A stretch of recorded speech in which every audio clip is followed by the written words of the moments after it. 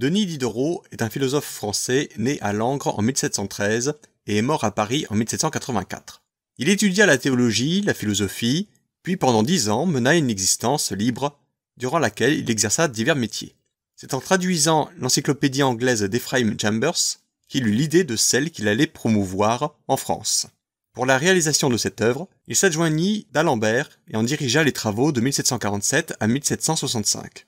Ses écrits variés témoignent de l'évolution de sa pensée. Si, dans ses pensées philosophiques de 1746, il développe un point de vue déiste, dans sa lettre sur les aveugles à l'usage de ceux qui voient en 1749, il adopte en revanche un matérialiste athée.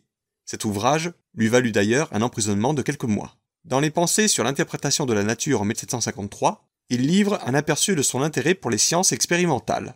Enfin, dans le rêve de d'Alembert en 1769, il énonce les principes d'une morale naturelle. Brouillé avec Rousseau, il écrivit aussi Le Fils naturel en 1757.